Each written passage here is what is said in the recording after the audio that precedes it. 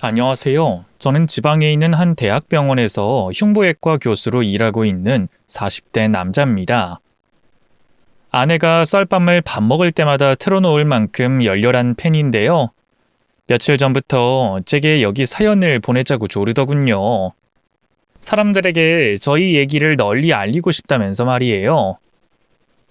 사실 저희 부부가 좀 특별한 인연으로 맺어졌거든요. 아니, 정확히 말하면 아내와 저희 엄마가 그렇다고 해야 할까요? 원래 엄마에겐 의사인 저도 못 고칠 불치병이 있었는데요. 그걸 평범한 회사원이었던 저희 아내가 싹 고쳐줬죠. 도대체 무슨 얘기냐고요? 지금부터 그 특별한 사연을 차근차근 풀어나가 보겠습니다. 깜짝 놀랄 반전이 숨어 있으니 꼭 끝까지 들어주세요. 앞서 말씀드린 것처럼 저는 대학병원 의사입니다. 의사라고 하면 어릴 때 집이 좀 살았을 거라고 생각하시는 분들이 많던데 그건 아니에요. 오히려 정반대로 찢어지게 가난했죠. 부모님은 없이 자라 고등학교 교육도 제대로 못 마친 분들이었어요. 아버지는 중국집에서 배달 일을 하셨고요. 엄마는 집에서 저를 키우며 면도날 붙이는 부업을 하셨죠. 두 분 다 하루도 쉬지 않고 죽어라 일했지만 가난은 늘 그림자처럼 저희 식구들을 따라붙었습니다. 그래도 저희 세 식구 오순도순 행복하게 참 잘 살았어요. 아버지 월급날 다 같이 둘러앉아 통닭 한 마리를 나눠 먹는 게 유일한 사치였는데요. 부모님은 늘 몇 조각 안 먹고 물린다면서 먼저 일어나셨어요. 그나마 드시는 것도 목이나 날개 같은 살없는 부위였죠. 덕분에 닭다리는 언제나 2개 다 제 차지였고요. 한 마리로도 늘 배가 터지게 먹을 수 있었죠. 어릴 땐 두 분이 정말 통닭을 안 좋아하는 줄 알았는데요. 이젠 알아요. 부모님이 실은 저만큼이나 통닭을 좋아했을 거라는 걸 말이죠. 그리고 그만큼 저를 사랑으로 키우셨다는 것도요. 혹시 인생에도 총량의 법칙이 작용한다는 말 들어보셨나요? 누구에게나 삶 전체에 행복과 불행을 합한 총량이 있다는 건데요. 저희 가족은 너무 일찍 그 행복을 다 써버렸던가 봐요. 제가 초등학교 들어갈 무렵 끔찍한 불행이 찾아왔거든요. 아버지가 배달을 나갔다가 음주운전 차량에 치이는 사고를 당하신 거였죠. 원래 아버지가 일하는 날도 아니었는데 쉬는 날 한 푼이라도 더 벌겠다면서 땜빵을 나갔다 당한 사고였어요. 아버지는 다행히 목숨을 잃지는 않았지만 머리를 크게 다치셨고요. 그대로 병원 중환자실로 이송됐죠. 그때부터 저희 가족 앞엔 지옥이 펼쳐졌어요. 아버지는 좀처럼 눈을 뜨지 못했고요. 그렇게 의식 없이 무려 반년을 넘게 누워만 계셨죠. 저야 당시엔 고작 8살이었으니까 그런 상황을 잘 몰랐어요. 하지만 엄마는 속이 말이 아니었겠죠. 하나뿐인 남편이 저승과 이승의 문턱을 오가는 상태였으니까요. 오늘은 깨어나지 않을까. 그래, 내일은 일어날 거야. 그 기약 없는 기다림 속에서 피가 말랐다고 하시더군요. 이 설상가상 더 힘들었던 건 가해 운전자의 뻔뻔함이었어요. 가해자는 충격적이게도 18 고등학생이었는데요. 면허도 없는 주제에 술을 잔뜩 퍼먹고 남의 차를 훔쳐 광란의 질주를 했다고 하더군요. 저희 아버지가 타고 있던 오토바이를 비롯해 무려 5대의 차량이 그 사고에 휘말려 피해를 입었어요. 인명사고는 대부분 경미한 부상에 그쳤지만 가해 차량과 정통으로 부딪힌 차량 운전자는 저희 아버지와 마찬가지로 머리를 크게 다쳐 혼수 상태였죠. 그런데도 가해자는 파렴치한 태도로 일관했어요. 어쩌라고요? 이미 벌어진 일 제가 그렇게 될 줄 알았어요? 저 고아에 벌어둔 돈도 한 푼도 없어요. 합의금이고 뭐고 아무것도 못 주니까 그냥 감옥 갈게요. 배째세요. 그 인간은 결국 소년원에 들어갔고요. 끝까지 저희 엄마와 피해 가족들에게 사과 한마디 하지 않았어요. 나중에 제가 성인이 된 뒤 행방을 알아봤는데요. 그 뒤로도 계속 크고 작은 범죄를 일으켜 교도소에 무기징역으로 수감 중이더군요. 만약 사회에 나와 잘 살고 있었다면 제가 어떻게든 복수했을 텐데 이미 밑바닥 인생을 살고 있던지라 제가 뭐 어떻게 더 할 것도 없더군요. 어쨌든 아버지의 사고로 저희 가족은 뿔뿔이 흩어졌어요.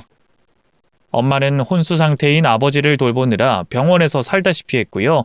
저는 학교 때문에 할머니 댁에서 지내야 했죠. 어린 마음에도 혼자가 된 엄마가 걱정됐어요. 아버지가 아프시니까 저라도 엄마를 지켜야 한다고 생각했죠. 하지만 엄마는 나름 잘 버텨내셨어요. 의지할 친구가 있었기 때문인데요. 바로 똑같은 사고를 당해 혼수 상태에 빠진 또 다른 피해자의 아내분이었죠. 저는 그분을 떡볶이 아줌마라고 불렀는데요. 저를 볼 때마다 늘 병원 지하 식당에서 떡볶이를 사주셨거든요. 어쨌든 동병상련의 아픔 때문일까요? 엄마와 떡볶이 아주머니는 둘도 없는 친구 사이가 됐죠. 사랑하는 사람이 오래 아팠던 분들은 아실 거예요. 그 기약 없는 기다림과 절망감을 말이죠. 엄마는 떡볶이 아주머니가 없었다면 그 길고 긴 시간을 버티지 못했을 거라고 하세요. 하지만 기댈 수 있는 친구가 있다고 해서 모든 문제가 다 해결되는 건 아니었죠. 다 죽어가는 환자를 중환자실에서 산소호흡기로 연명하게 하는 데는 어마어마한 돈이 들었거든요. 가해자가 보험은커녕 제대로 된 운전면허조차 없는 청소년이었기 때문에 피해자들은 그 어떤 보상도 받지 못하고 있는 상태였어요. 책임을 물을 부모도 없는 고아였으니까요. 엄마는 병원비를 마련하기 위해 얼마 없던 적금을 깼고요. 그것도 모자라 결혼 반지와 집, 각종 가전 등 돈이 될 수 있는 거라면 뭐든 닥치는 대로 팔았어요. 친지들에게 사정사정해서 돈을 꾸기도 했죠. 그러나 여전히 아버지는 눈을 뜰 기색이 없었고요. 병원비는 날이 갈수록 천정부지로 높아졌어요. 결국 아버지 곁을 지키던 엄마는 다시 일을 시작하셨죠. 전에 하던 부업으로는 벌이가 안 돼 다른 일을 찾아보셨는데요. 평생 살림만 하던 여자 몸으로 할 수 있는 일은 많지 않았어요. 식당 설거지, 시장 좌판 호객, 건물 청소같이 보수는 적고 노동 강도는 센 일이 대부분이었죠. 원체 몸이 약했던 엄마는 결국 얼마 안 가 골병이 들고 말았어요. 그땐 그냥 모든 걸 포기하고 아버지 뒤를 따라가고 싶은 마음뿐이었다고 하시더군요. 하늘이 그런 엄마를 가엾게 여겼던 걸까요? 아니면 저희 가족의 불행 총량이 어느 정도 다 됐던 걸까요? 때마침 병원 재단에 거액의 기부금이 들어와 불우 환자들을 추가로 더 도울 수 있게 됐다는 거예요. 덕분에 저희 아버지 병원비는 전액 면제가 됐고요. 뿐만 아니라 저희 가족을 위한 생활비도 따로 나왔죠. 덕분에 엄마는 마음 놓고 아버지 곁을 지킬 수 있었네요. 그래도 마냥 죽으란 법은 없나 보다. 진철아, 너희 아버지가 착하게 살아서 그게 다 복이 되어 돌아왔나 봐. 응, 아버지는 내가 아는 사람들 중에서 제일 착해. 그러니까 하늘나라에서 선녀님들이 꼭 살려줄 거야. 엄마도 아무 걱정하지 마. 그래. 우리 친철이 엄마가 병원에만 있느라 신경 많이 못 써줘서 미안해. 난 괜찮아, 엄마. 할머니가 얼마나 잘해주는데. 아빠 깨어나면 우리 다 같이 놀이동산도 가고 통닭도 사 먹자. 알았지? 그래, 그러자. 약속. 저희 모자는 새끼손가락까지 걸고 희망찬 미래를 그렸어요. 하지만 그 바람이 무색하게 아버지는 끝내 눈을 뜨지 못하셨고요. 어느 겨울 갑작스러운 심장마비로 세상을 떠나고 말았습니다. 하나뿐인 남편을 잃은 엄마는 거의 제정신이 아니었어요. 장례식장에서도 계속 오열하다 결국 실신에 의료진에게 실려갔고요. 친척 어르신들이 대신 문상객 맞이를 해주셨죠. 당시 제 나이가 고작 9살이었는데요.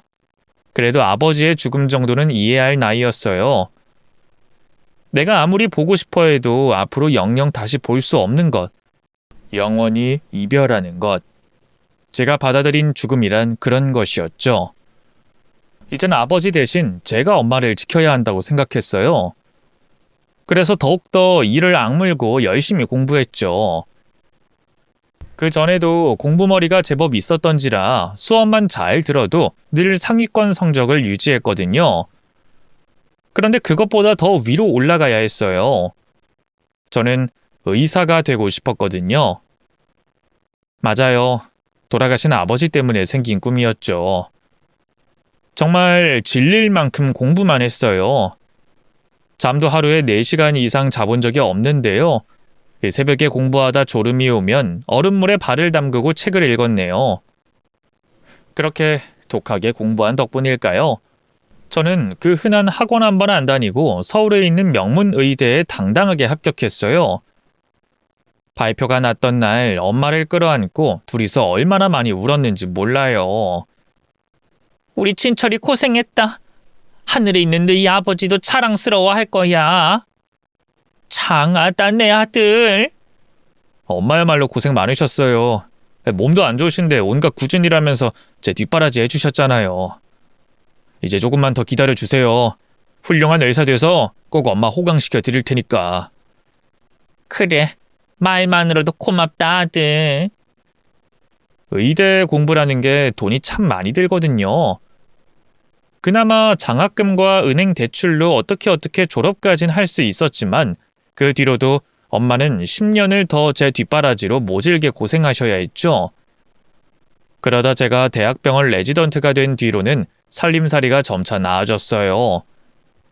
빚도 다 갚았고요. 제가 일하는 병원 근처에 멋들어진 단독주택도 한 채 장만했네요. 마당이 있는 집에서 살고 싶어 하던 엄마의 꿈을 꼭 이뤄드리고 싶었거든요. 그때까지만 해도 꿈에도 몰랐어요. 제가 엄마를 배신하는 날이 올 줄은 말이죠. 원래 저는 여자에겐 관심이 없었어요. 엄마가 언젠가부터 너도 이제 연애해라. 도대체 언제 결혼할 거냐 잔소리를 시작하셨는데요. 그래도 도통 이성에게 흥미가 안 생겨 들어오는 소개 자리도 죄다 거절했죠. 귀찮기도 했고 무엇보다 자신이 없었어요. 나이 30이 훌쩍 넘도록 여자 손도 못 잡아본 요즘 젊은 사람들이 흔히들 말하는 모태솔로가 바로 저였거든요. 그런데 누가 알았겠어요. 그런 제게 운명 같은 사랑이 찾아올 줄은 말이죠. 운명의 상대는 다름 아닌 제 환자였어요. 저보다 4살 연하의 평범한 회사원이었는데요. 심장 판막에 문제가 생겨 당장 수술이 필요한 상황이었죠. 그런데 황당하게도 그녀는 수술을 하지 않겠다면서 버티더군요. 간혹 그런 환자들이 있었어요. 곧 죽어도 치료 안 하겠다고 고집 부리는 인간들이요. 당장 중환자실만 봐도 본인은 더 살고 싶어 하는데 의사로서 더는 해줄 수 있는 게 없어서 죽어나가는 환자들이 한 트럭인데 솔직히 좀 화가 나더군요. 도대체 왜 수술을 안 하겠다는 겁니까? 당장 입원해서 수술 안 받으면 죽을 수도 있다고요. 죽고 싶어요? 제가 버럭 고함을 질러도 그녀는 태어나기만 했어요. 글쎄요. 죽고 싶은지는 잘 모르겠지만 별로 살고 싶진 않은 것 같아요. 뭐예요? 지금 저랑 말장난하자는 겁니까? 아니요. 바쁜 의사 선생님 붙잡고 그럴 만큼 염치 없진 않아요. 저 그냥 말 그대로 별로 살고 싶지 않다는 거예요. 그냥 태어나게 해주세요. 그녀의 뻔뻔한 요구에 어찌나 기가 막히던지요. 간신히 화를 억누르고 차분하게 입을 열었죠. 물론 심장 수술이라는 게 겁이 나겠죠. 돈도 많이 들고요. 하지만 요즘엔 보험도 잘 돼 있고요. 형편이 어려운 거면 병원 복지과에 얘기해서 도움 받을 수도 있어요. 그러니까 우리 수술합시다. 네? 글쎄 싫다니까요. 저 그냥 퇴원할래요. 이러면 부모님이 얼마나 슬퍼하시겠어요. 가족을 생각해서라도 마음가짐을 고쳐 먹어야죠. 돌아가신 아버지가 생각나서 어떻게든 그녀의 마음을 돌리려고 노력했어요. 그런데 돌아온 대답은 너무나 충격적이었습니다. 저 부모 없어요. 두 분 다 어릴 때 일찍 돌아가셨거든요. 고아예요. 여자의 담담한 말에 얼마나 당황했는지 몰라요. 무신경한 제 말에 상처받았을 그녀의 마음이 염려됐죠. 혼자 어찌할 바를 모르다 간신히 더듬더듬 입을 열었어요. 그게 미안합니다. 제가 말실수를. 그러는 여자는 뭐가 그렇게 재밌는지 까르르 웃더군요. 선생님 되게 착하시네요. 뭘 이런 걸로 사과까지. 괜찮아요. 의사 선생님으로선 충분히 할 수 있는 말인걸요. 저처럼 수술 안 하고 버티는 불량 환자들이 얼마나 답답하겠어요. 오히려 제가 부모가 없어서 선생님을 죄송하게 만든 게 죄송하네요. 그녀가 저를 향해 싱긋 미소 지었어요. 그 티 없이 맑은 웃음을 본 순간 이상하게 심장이 두근거리더군요. 하지만 애써 무시한 채 다시 입을 열었죠. 가족이 없다면 그럼 저를 생각해서라도 수술 받아주세요. 의사로서 환자를 잃는다는 게 얼마나 고통스러운 일인지 아세요? 그러자 그녀의 두 눈이 휘둥그레졌어요. 정말요? 환자가 한두 명도 아니고 늘 죽는 사람들이 생길 텐데 그때마다 힘드세요? 당연하죠. 제가 왜 의사가 된 줄 아세요? 저희 아버지도 저 어릴 때 교통사고로 일찍 세상을 떠나셨어요. 바로 돌아가신 게 아니라 중환자실에서 반년 넘게 혼수 상태로 누워만 계셨는데요. 그런 아버지 고치고 싶어서 의사가 되려고 했죠. 물론 제가 의사가 된 것보다 훨씬 빨리 아버지가 돌아가시고 말았지만요. 아버지는 이제 제가 아무리 고치고 싶어도 못 고쳐요. 그래서 전 아버지 대신 제 환자분들을 최선을 다해 한 명이라도 더 살리고 싶어요. 그러니까 제 환자분이시니까 꼭 수술 받아요. 제가 살려드릴게요. 환자에게 그런 속 깊은 얘기를 한 건 처음이었어요. 어느새 그녀의 두 눈이 눈물로 그렁그렁해졌죠. 선생님도 참, 그렇게 말씀하시면 제가 수술을 받을 수밖에 없잖아요. 잘 됐네요. 바로 입원해서 수술 스케줄 잡읍시다. 알겠어요. 근데 한 가지 조건이 있어요.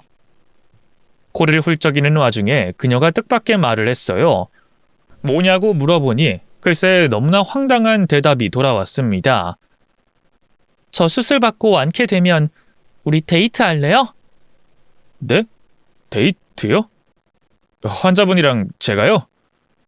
정말 얼마나 놀랐는지 몰라요. 그러자 그녀가 또다시 까르르 웃더군요. 농담이에요, 농담. 선생님이 너무 귀여워서 좀 놀려주고 싶었어요. 여자친구 있으시죠? 아니요, 없는데요. 전 좋아요.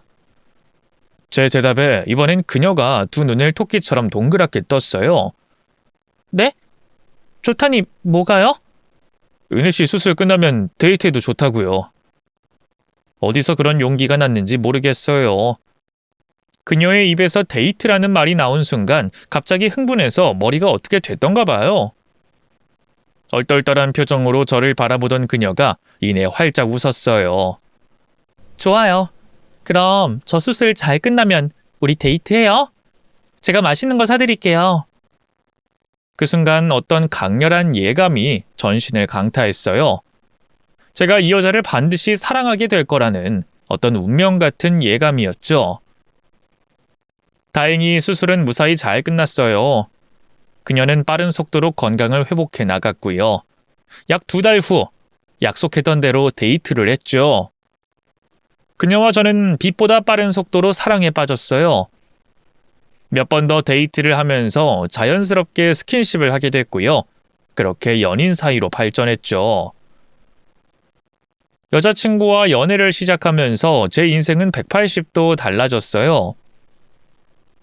병원만이 제 세계의 전부였는데 그녀가 나타나면서 제 시야도 확 넓어졌죠. 사람들이 이래서 사랑을 하는 거구나 싶더라고요. 여자친구는 밝은 겉모습과 달리 내면엔 늘 슬픔이 가득한 사람이었어요. 알고 보니 그녀의 아버지도 어릴 때 교통사고로 세상을 떠났다고 하더군요. 그 충격으로 어머니 역시 1년도 안 돼 숨을 거뒀고요. 비극적인 가정사를 얘기할 때 그녀는 너무나 담담해 보였어요. 하지만 그래서 더 아파 보였죠. 원래 오빠 만나기 전까진 연애 같은 거 생각도 해본 적이 없어. 남자를, 아니 사람 자체를 믿지 않았거든. 오빠 모르지? 원래 우리 집 되게 잘 살았다? 아빠가 제조사업 크게 하셨거든. 근데 아빠 그렇게 되면서 믿었던 직원 중 한 명이 회사 돈을 들고 해외로 도망가 버렸어. 덕분에 우리 집은 완전히 망해버렸지.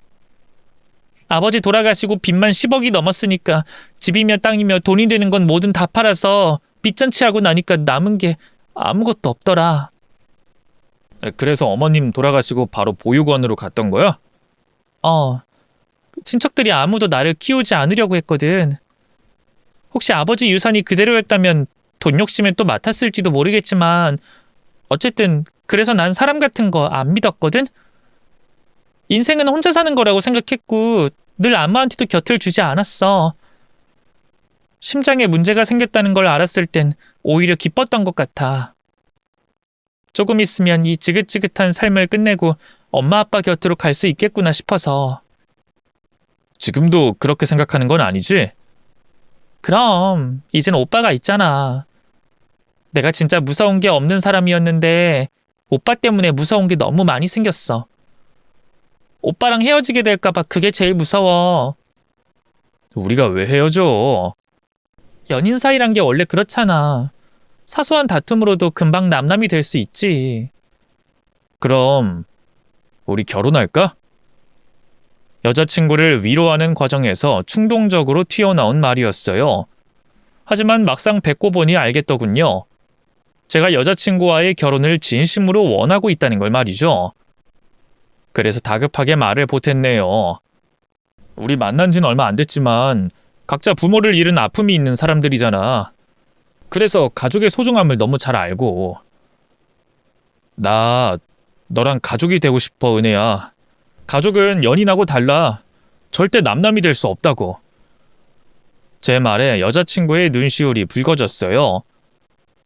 오빠 진심이야? 진심으로 나랑 결혼하고 싶어? 당연하지. 네가 아닌 다른 사람이랑 같이 사는 건 상상도 할 수가 없어. 글쎄, 난 내 옆에 다른 사람이 있는 게 조금은 상상이 되는데? 여자친구는 눈물로 코를 훌쩍이는 와중에도 또 농담을 했어요. 그런 여자친구가 참 이루 말할 수 없을 만큼 사랑스러웠죠. 또 튕긴다. 나 아니면 누구랑 결혼하려고? 나만한 신랑감 없다. 우리 더 미루지 말고 결혼하자. 내가 네 남편도 되어주고 돌아가신 부모님도 돼줄게. 때로는 오빠 같은, 때로는 친구 같은.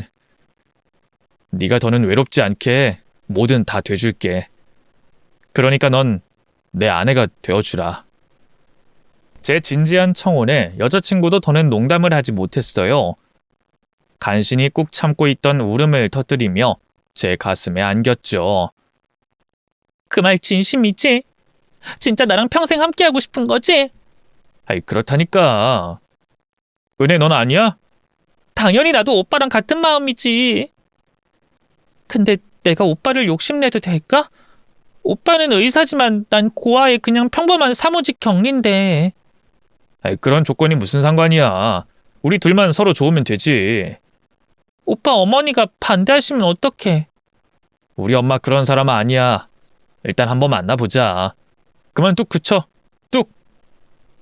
여자친구를 달래며 호언장담했지만 내심 불안하긴 했어요. 그때까지 엄마에게 여자친구가 생겼다는 것조차 말하지 않고 있었거든요. 그래서 며칠 뒤 집으로 돌아가 엄마에게 슬쩍 운을 띄웠는데요.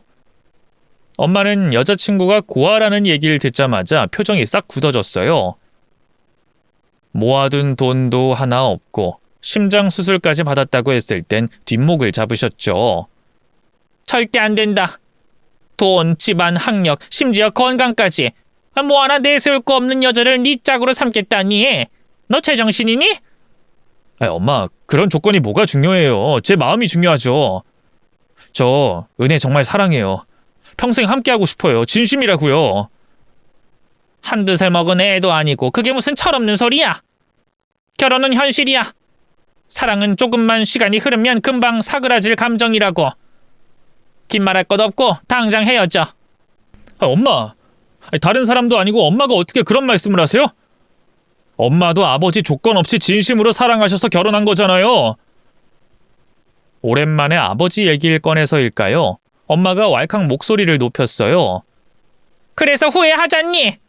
그깟 사랑으로 네 아버지 선택해서 엄마가 얻은 게 뭐야? 젊은 나이에 너희 아버지 죽고 엄마 혼자 죽을 똥 살 똥 온갖 굳은 일 다 해가면서 너 키웠어. 엄마 나이가 아직 70도 안 됐는데 온몸이 성한 곳이 없다고. 우리가 돈만 있었어도 그렇게 힘들게는 안 살았을 거다. 너도 좀 더 편하게 공부할 수 있었을 거고. 엄마, 이젠 저희 살 만큼 살잖아요. 저 교수 승진하면 돈도 지금보다 더 많이 벌 거예요. 그래봤자 병원에서 월급 받는 월급쟁이지. 너도 언젠가는 네 병원 차려야 할 거 아니니? 그러려면 애초에 집이 좀 잘 살아야 돼. 아니면 장가를 잘 가서 그쪽 집안에서 병원을 해주거나. 너 대학 동기들 봐라. 전부 한가닥 하는 집안하고 결혼해서 떵떵거리며 살잖니? 너도 그렇게 살아야지. 몰랐는데 엄마는 가난에 대한 한이 제법 가슴 깊이 쌓인 것 같았어요. 제가 좋은 집안의 딸과 결혼해서 누구보다 잘 살길 바라더군요. 엄마, 전 그냥 옛날 우리 가족처럼 없이 살아도 통닭 한 마리에 다 같이 행복했던 그때처럼 살고 싶어요. 제가 진심으로 사랑하는 여자 만나서 예쁜 아이들 낳고 오순도순 살고 싶다고요. 누가 그러지 말래? 좋은 집안 아가씨 만나서 그렇게 살면 되잖아. 엄마, 제가 사랑하는 건 지금 만나고 있는 그 여자라고요. 다른 사람은 싫다고요. 네가 여자를 처음 만나봐서 그래. 당장은 죽을 것 같아도 안 잊히는 사람 없다. 어쨌든 엄마는 눈에 흙이 들어가도 고아 며느리는 허락 못한다. 엄마가 너를 어떻게 키웠는데? 의사면 부잣집 아가씨들이 좋다고 달려들 텐데 왜 굳이 그런 가진 거 없는 고아를 며느리로 들여야 하니? 절대 안 되니까 그런 줄 알아라. 엄마, 정말 이러실 거예요? 그 오미희인가 뭔가 너랑 같은 병원에서 일하는 친구 있잖아. 그 산부인과에서 일하는. 그때 엄마가 제 대학 동기이자 동료 의사를 언급했어요. 그 친구가 과거에 저를 좋아한다고 고백한 적이 있었거든요. 엄마가 그 친구한테 산부인과 진료를 받은 적이 있는데 그 친구가 그때 그걸 말했던가 봐요. 저한테 고백했는 내 차였다고. 하지만 여전히 좋아한다고요. 원래 엄마는 그 친구가 너무 여우같이 생겼다면서 싫어하셨는데요. 당장 고아 며느리를 들이게 생기자 차라리 그 친구가 낫다고 여겼나 봐요. 제 손을 잡고는 그 친구를 만나보라면서 설득하더군요. 그 선생이 너 좋아한다며. 차라리 그 선생이랑 잘해봐. 어? 엄마, 제 마음은 이미 확고해요. 너 지금 그걸 말이라고 해? 너 선택해. 그 고아 기집애랑 엄마 중에 누구랑 같이 살 건지 선택하라고. 그렇게 곧 죽어도 그 고아랑 결혼해야겠다면 엄마는 이제 더는 너 내 아들로 취급 안 한다. 평생 안 보고 살 거야. 아무리 엄마가 반대한다고 해도 사랑하는 여자친구와 헤어질 수는 없었어요. 그렇다고 여자친구 때문에 평생 저를 뒷바라지해준 엄마를 저버릴 수도 없었죠. 이러지도 저러지도 못하는 상황 속에서 속절없이 시간만 흘러갔네요. 그러자 여자친구도 눈치를 챘던가 봐요. 하루는 제게 대놓고 물어보더군요. 오빠, 어머님이 나 반대하시는 거지? 그래서 소개 안 시켜주는 거지? 뭐? 갑자기 그게 무슨 소리야?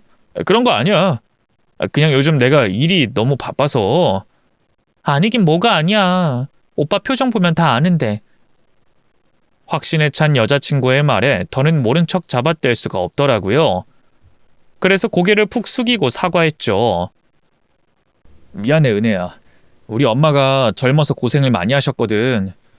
그래서 어떻게든 나를 잘 사는 집안 딸한테 장가 보내고 싶나 봐. 우리 엄마가 그런 사람일 줄은 진짜 몰랐는데. 아니야, 이해해.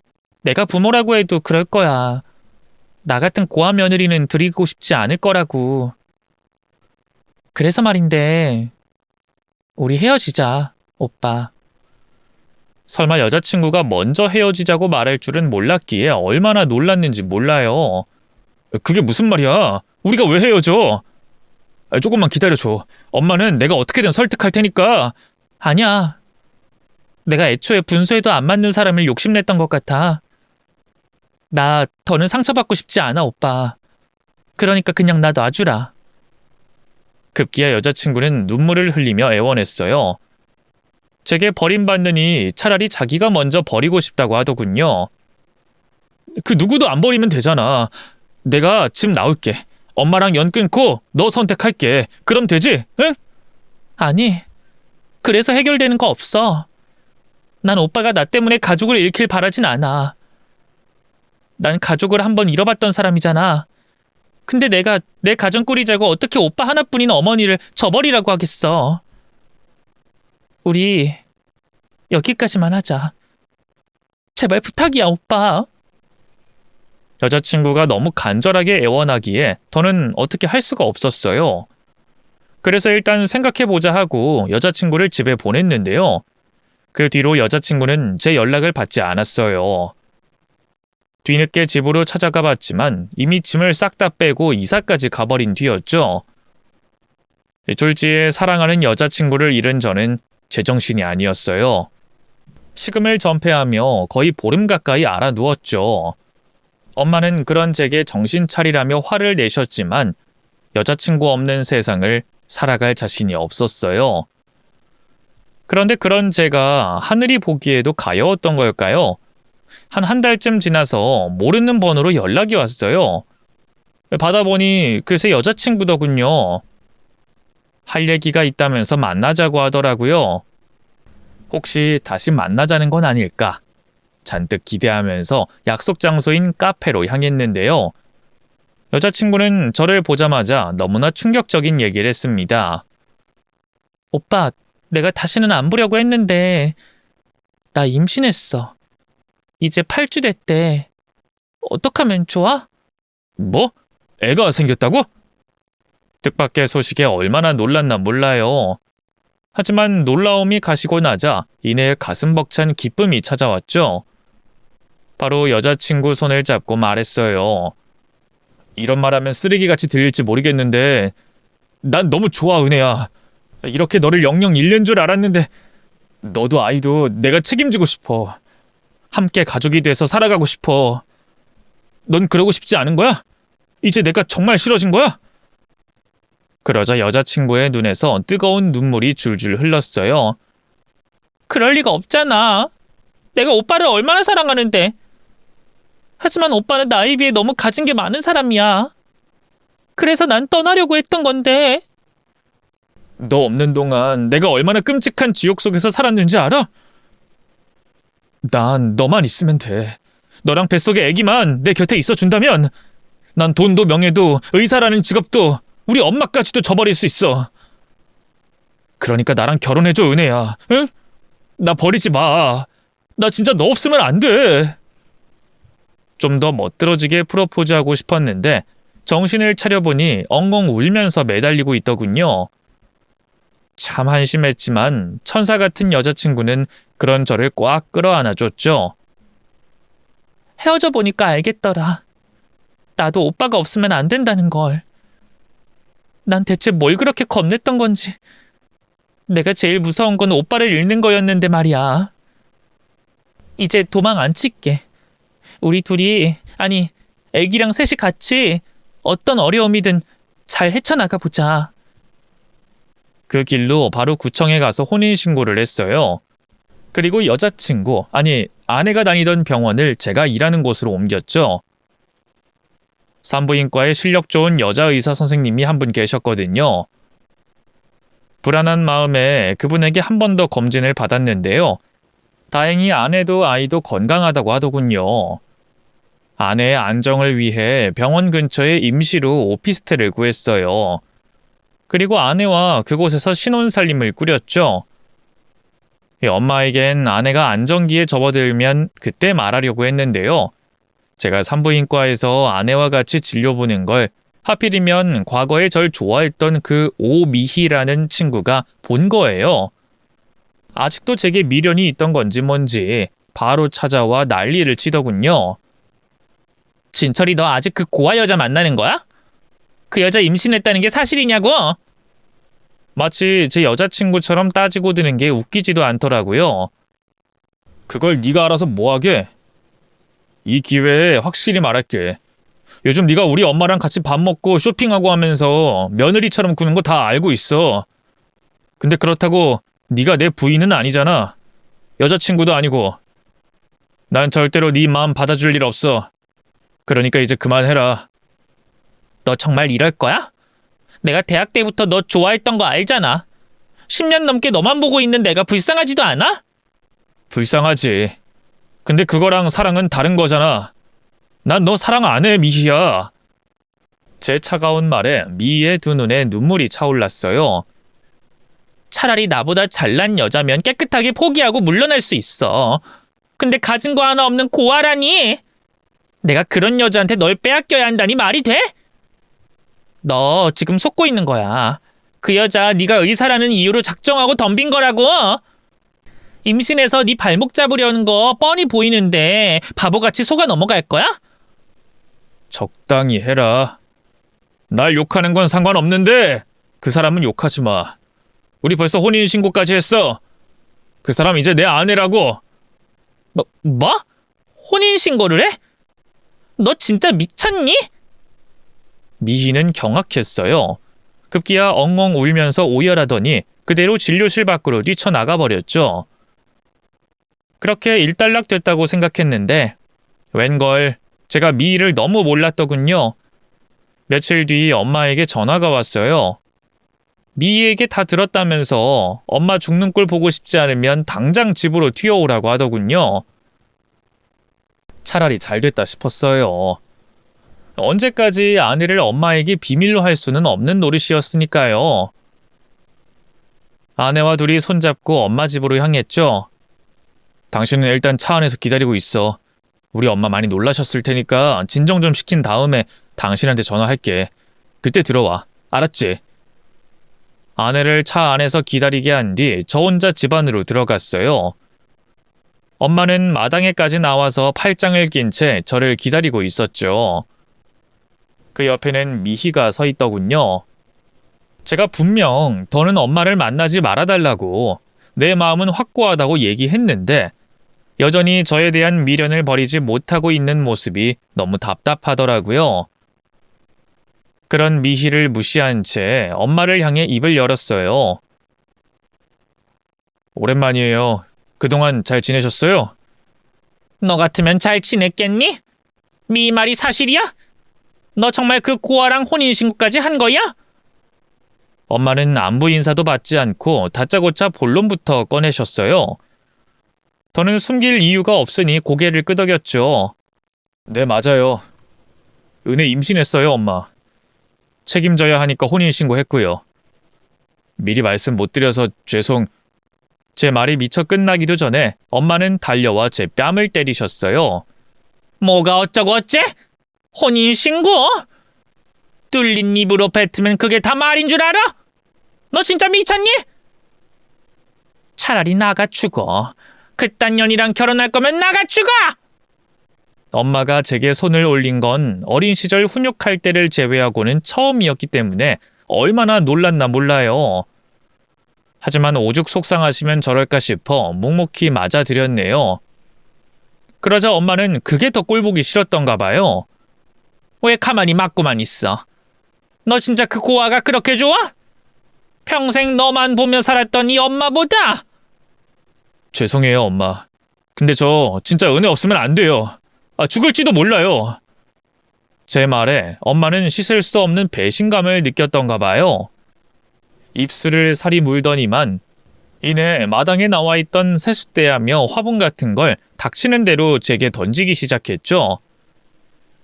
피한다고 피했는데 하필이면 커다란 화분 하나가 제 이마에 명중하고 말았네요. 끔찍한 고통과 함께 몸이 허물어졌고요. 이내 이마에서 뜨끈한 무언가가 흘러내렸어요. 피였죠. 놀란 엄마와 미희가 제게 달려오려던 순간이었어요. 오빠! 갑자기 대문이 벌컥 열리더니 아내가 제 쪽으로 뛰어들어왔어요. 아무래도 제가 걱정돼 대문 앞에서 상황을 엿보고 있었던가 봐요. 오빠 괜찮아? 피나잖아. 어디 좀 봐. 많이 다친 거야? 괜찮아. 그냥 좀 찢어진 거야. 괜찮긴 피가 너무 많이 나는데. 아내는 어느새 울고 있었어요. 자기가 입고 있던 가디건을 벗어 어떻게든 제 피를 닦아주려고 했죠. 그런 아내를 보는 엄마의 눈이 흉포해졌어요. 네가 그 고아년이구나. 너희 불려시 같은 년. 감히 여기가 어디라고 기어들어와. 어머님, 그게 저는... 어머님? 누가 네 어머님이야? 당장 나가! 내 집에서 당장 나가라고! 엄마는 아내를 향해 마구 고함을 질렀어요. 그러자 옆에서 잠자코 지켜보던 미희가 얼른 나서서 아내의 어깨를 낚아챘죠. 그리고 억지로 대문 밖으로 떠밀기 시작했죠. 의사 부인 한번 대보겠답시고 부끄러운 줄도 모르고 임신해서 진철이 발목을 잡아? 이 쓰레기 같은 년, 당장 꺼져! 그런 거 아니에요. 그쪽이야말로 뭔데 이 일에 끼어드는 거예요? 이거 놓으세요. 이게 어디 주제도 모르고 의사인 나한테 대들어? 너 진짜 한번 내 손에 죽어볼래? 급기야 미희는 아내의 머리채를 잡고 탈탈 흔들기 시작했어요.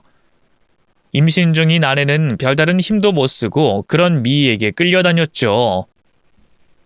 입었던 블라우스가 미희 손에 반쯤 찢겨 어깨 아래로 흘러내려가기까지 했네요. 그런 아내를 보호하고 싶었지만 이마에서 흐른 피 때문에 바로 일어날 수가 없었어요. 그런데 바로 그때였어요. 잠자코 지켜만 보던 엄마가 갑자기 아내와 미희에게 다가가더군요. 처음엔 미희와 힘을 보태 아내를 내쫓으려는 건가 했는데요. 엄마는 그저 아내의 훤히 드러난 어깨만 뚫어져라 바라봤어요. 대체 왜 그러나 싶어 자세히 보니 아내의 어깨에 있는 점을 보고 있더군요. 아내 왼쪽 어깨에 북두칠성 모양의 특이한 점이 있었거든요. 얼음물을 뒤집어 쓴 사람처럼 굳어있던 엄마가 이번엔 아내의 얼굴 쪽을 뚫어져라 바라봤어요. 그리고 이내 두 눈을 크게 흡뜨면서 경악하더군요. 너 이름이 어떻게 되니? 은혜라고 했던가? 갑작스러운 엄마의 질문에 여자친구는 얼떨떨한 표정으로 되물었어요. 네?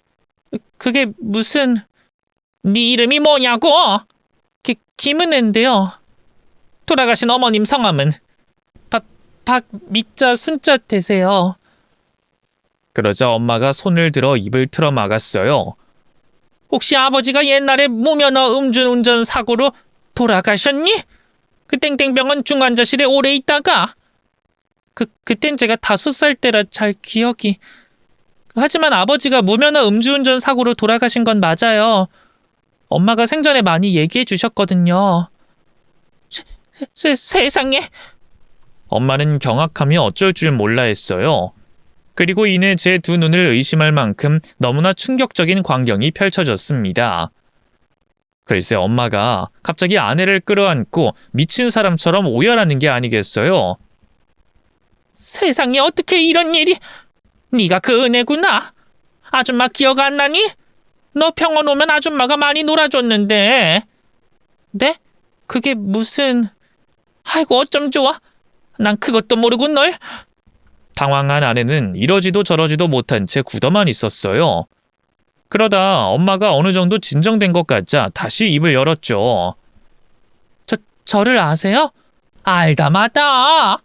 너희 아버지랑 내 남편이 그 가해 차량에 같이 사고를 당했거든. 그래서 나란히 중환자실에 입원했었어. 그걸로 미순이, 그러니까 네 엄마랑 많이 친해졌고. 그제야 저는 아내의 정체를 깨달았어요. 과거 떡볶이 아주머니에게 저보다 더 어린 딸이 하나 있었는데요. 그 딸이 바로 제 아내였던 거예요.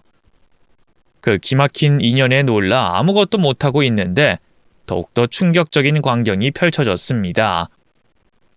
글쎄 엄마가 갑자기 아내 앞에 무릎을 꿇는 게 아니겠어요. 넌 아는지 모르겠지만 미순이가 준 돈이 아니었으면 우리 모자 지금 이렇게 살고 있지도 못했다.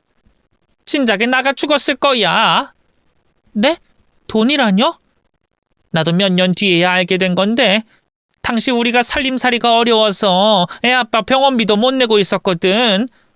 그때 병원재단에서 익명의 기부자가 나타나서 도움을 받을 수 있었는데 알고 보니 그 기부자가 미순이었지 뭐니. 내가 자존심 상해할까봐 그렇게 뒤에서 몰래 도와줬던 거야. 나도 몇 년 전에 거기서 일했던 간호사 선생님 만나서 우연히 알게 됐지 뭐니. 그 뒤로 너랑 너희 엄마한테 은혜 갚고 싶어서 수소문했지만 시간이 너무 많이 흘러서 할 길이 없었지. 그래도 살아있다면 언젠가 다시 만나겠거니 했는데 네가 고아라는 건 미순이가... 네, 그 아버지 그렇게 되시고 얼마 안 있어서 돌아가셨어요. 아유, 그랬구나. 내가 좀 더 빨리 찾았어야 했는데 미안하다, 미안해. 아니에요, 괜찮아요. 난 은인의 딸도 몰라보고 이렇게 너한테 몹쓸 짓을... 이걸 하늘에 있는 미순이도 다 보고 있을 텐데 이 죄를 어떻게 갚아야 할지... 정말 미안하다, 미안해. 저는 괜찮으니까 일단 일어나세요, 어머님. 당황한 아내는 납죽 엎드린 엄마를 억지로 일으켜 세웠어요. 그 사이 저도 피를 닦고 다가가 아내 옆에 섰죠. 그러자 엄마가 저희 둘을 번갈아 보더니 다시 입을 열었어요. 어떻게 이런 인연이 있는지 모르겠다. 너희 예전에 병원에서 몇 번 같이 놀기도 했었는데 기억 안 나니? 엄마의 질문에 천천히 고개를 가로저었어요. 전혀 몰랐어요. 그 아주머니한테 어린 딸이 있었던 것 같긴 한데 그게 은혜였다니. 하늘에서 어떻게든 너희 둘을 이어주고 싶었나 보다. 엄마의 말에 저는 놀라서 입을 떡 벌렸어요. 그럼 저희 둘 허락하시는 거예요, 엄마? 그래. 하늘이 이어주려는 인연을 내가 무슨 수로 막겠니? 게다가 은혜 엄마한테 내가 얼마나 큰 도움을 받았는데. 사람이라면 지금이라도 그 은혜를 갚아야지. 전 감격해 그런 엄마를 끌어안았어요. 얼떨떨한 표정으로 서 있던 아내도 제가 기뻐 날뛰자 환하게 미소 지었죠. 그러자 잠자코 사태를 관망하던 미희가 파르르 떨며 끼어들었어요. 어머님, 상황이 갑자기 어떻게 흘러가는 거예요? 네? 예전에 좀 알던 사이인 거 가지고 결혼을 허락하겠다뇨? 갑자기 이런 법이 어딨어요? 어머님은 제가 좋다고 하셨잖아요. 저 오빠랑 결혼시켜주겠다고 했잖아요. 미안하다, 미희야. 일이 이렇게 돼버린 면목이 없구나. 미안하다고 하면 다예요? 이 어디서 붙어먹다 왔는지도 모를 고아년을 정말 며느리로 들이실 거냐고요? 애초에 진철이 애가 맞긴 한 거래요? 미희는 바락바락 악을 썼어요. 당장이라도 저희 엄마를 한 대 칠 기세였죠. 게다가 아내에 대한 입에 담을 수 없는 모욕까지. 더는 지켜보기 힘들더라고요. 그래서 다가가 뺨을 한 대 후려쳐줬죠. 쓰레기 같은 말 그만 짓거리고 이만 돌아가. 강진철, 네가 감히 날 때려? 그러게 누가 남의 아내를 멋대로 모욕하래? 더는 못 들어주겠으니까 당장 꺼져! 아니면 주겁침입죄로 신고할 테니까. 두고 봐. 내가 너만 행복하게 둘 것 같아? 너도 저 여우 같은 년도 전부 다 가만 안 둘 거야. 지옥으로 떨어뜨려 줄 거라고. 미희는 악귀같이 소리쳤어요. 엄마는 미희의 그런 모습을 처음 본 건지 경악해 말을 잇지 못했죠. 어쨌든 미희는 씩씩대면서 떠나버렸고요. 저희 세 사람은 못다한 과거 이야기를 나누면서 몇 날 며칠 회포를 풀었네요. 정말 얼마나 행복했는지 몰라요. 그렇게 모든 사건이 일단락된 줄 알았는데 또다시 생각지도 못한 불행이 찾아왔어요. 바로 엄마와 집에서 점심을 먹던 아내가 갑자기 극심한 고통을 호소하면서 쓰러진 거였죠. 당시 전 병원에서 수술 중이라 연락을 받을 수 없는 상태였고 당황한 엄마는 일단 급한 대로 택시를 불렀어요. 그런데 그날따라 하필이면 눈이 너무 많이 와서 차가 군뱅이처럼 더디게 갔다고 하더군요. 얘 은혜야, 조금만 더 가면 병원이다. 조금만 참어. 금방 도착하니까. 알았지? 못 참겠어요, 어머님. 저 배가 너무 아파요. 죽을 것 같아요. 우리 애기 잘못되면 어떡해요? 그럼 어떡해요? 괜찮어. 너도 뱃속의 애기도 다 괜찮을 거야. 아내를 달래던 엄마는 이대로는 안 되겠다 싶었나 봐요. 갑자기 차에서 내려 그대로 아내를 들쳐업고 병원으로 내달리셨죠. 예순이 훌쩍 넘은 엄마가 어디서 그런 힘이 났던 건지 아무래도 아내에게 입은 은혜가 있으니 더 그러셨던 것 같아요. 어떻게든 아내와 뱃속의 손주를 살리고 싶으셨던 거겠죠. 그런 엄마의 노력 덕분일까요? 다행히 아내도 뱃속의 아기도 무사했죠. 산부인과 의사 선생님 말로는 아내가 먹은 약에 좀 문제가 있었던 것 같다고 좀 더 알아보겠다고 했는데요. 뭔가 좀 찝찝하더라고요. 어쨌든 분야는 달라도 저도 의사였으니까요. 그게 무슨 말이에요? 약에 문제가 있었다니. 아내가 약을 과용했다는 겁니까? 아니, 그게 아니고 망설이던 산부인과 의사 선생님은 너무나 충격적인 말을 했어요. 좀 더 조사가 필요할 것 같긴 한데 아무래도 약이 다른 환자 거랑 바뀐 것 같아요. 네? 그건 의료사고잖아요. 제 아내가 지금 의료사고를 당했다는 말씀입니까? 아무래도 그런 것 같네. 저는 바로 경찰에 신고했어요. 병원장님도 동료 의사들도 다 말렸지만 아내가 죽을 뻔했는데 이대로 묵과하고 넘어갈 수는 없었죠.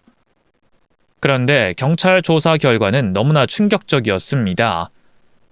아내는 단순한 사고로 그렇게 된 게 아니었어요. 바로 미희의 끔찍한 음해 때문이었죠. 같은 병원 의사라는 신분을 이용해 글쎄 아내의 처방전을 다른 사람 것과 바꿔치기 한 거예요. 그것도 암 환자 것과 말이에요. 그 결과 아내는 임산부가 먹어선 안 되는 독한 항암제를 잔뜩 먹었고요. 몸이 받아들이지 못하고 쓰러진 거였죠. 모든 진실이 밝혀지자 미희는 저와 아내 앞에 무릎을 꿇고 한 번만 봐달라고 사정했어요. 미안해 진철아. 내가 잠깐 미쳤었나 봐. 그래선 안 됐는데 충동적으로 그만. 제발 한 번만 봐주라. 응? 한 번만 봐주면 다시는 안 그럴게. 병원도 옮길게. 영영 너희 부부 앞에 안 나타날게. 울며불며 사정하는 미희를 보며 안타깝긴커녕 분노만 일었어요. 네가 무슨 짓을 한 줄 알아? 네가 아무것도 모르는 이 사람한테 약을 먹이는 바람에 하마터면 이 사람이랑 뱃속의 아이 둘 다 죽을 뻔했어. 넌 살인을 하려고 한 거라고? 그러면서 뻔뻔하게 용서해달라는 말이 나와? 죽이려고 한 건 아니었어. 그냥 살짝 겁만 주려고. 나 아팠던 만큼만 아프게 하려고. 진짜야. 거짓말 아니야. 겁만 주려고 의사가 그런 간계를 꾸며? 넌 의사 가운 입을 자격 없어. 당장 꺼져! 전 매달리는 미희를 뿌리치고 야멸차게 돌아섰어요. 착한 아내도 무엇보다 소중한 아이를 잃을 뻔했기 때문일까요? 절대 흔들리지 않았죠. 미인의 집에서 제발 처벌 불원서를 써달라고 매달렸지만 절대 합의해주지 않았네요. 재판 결과 미인은 실형을 선고받았어요. 비록 누구 하나 죽은 사람은 없었기에 긴 형량을 선고받은 건 아니었지만 그래도 의사 면허가 취소돼 다시는 누군가를 진료하지 못하게 됐다는데 의의를 두기로 했죠. 자기의 개인적인 원한 때문에 임산부와 복중 아이를 해하려 한 여자가 산부인과 의사로 계속 일하면 안 되는 거잖아요. 물론 저는 더 큰 처벌을 받길 원했지만 법의 심판은 대개 피해자의 분노와 슬픔보다 약하니까요. 그래도 인과응보라는 게 있긴 한가 봐요. 형을 살고 나온 미인은 그 뒤로도 인생의 내리막길을 걸었어요. 온 동네에 쫙 소문이 나서 결국 도망치듯 고향으로 떠났고요. 평생을 바쳐온 직업도 잃고 시리에 빠져 집에서 허구한 날 술만 퍼마시다 알코올 중독자가 됐다고 하더군요. 간 이식도 한 번 받은 모양이던데 그 뒤로도 정신을 못 차리고 계속 술을 마셨대요. 그래서 보다 못한 부모가 병원에 강제 입원을 시켰다고 하더군요. 한때 친하게 지냈던 동료이자 친구였지만 안타깝다는 마음은 전혀 들지 않아요. 다 본인이 저지른 죄값을 돌려받은 거니까요. 그 뒤로 아내는 무사히 예쁜 딸을 낳았고요. 덕분에 저는 누구보다 행복하게 잘 살고 있답니다. 아내는 제 눈에 여전히 사랑스럽고 어여뻐요. 제가 수술한 심장도 아직까지 큰 문제 없이 튼튼하답니다. 고부 사이도 물론 아무 문제 없어요. 엄마는 그 옛날 돌아가신 장모님께 은혜를 입고도 그걸 까맣게 몰라 갚질 못했다면서 평생 죄스러워 하셨거든요. 그게 한이 됐는지 오랫동안 원인 모를 가슴병으로 고생하셨고 양약도 한약도 듣지 않았죠. 아무래도 심리적인 요인 때문에 생긴 병이었을 테니까요. 그런데 그게 저희 아내를 만나고부터 싹 나았지 뭡니까. 엄마는 이제 저보다 아내를 더 챙기게 된 지 오래예요. 맛있는 음식이 있으면 아내 입에 먼저 넣어주고요. 보약도 꼭 제 거 지을 때 아내 것도 같이 지어오시죠. 어쩌다 저랑 아내가 부부싸움이라도 하면 이유 불문 무조건 아내 편이고요. 아내도 그런 제 엄마한테 참 잘해요.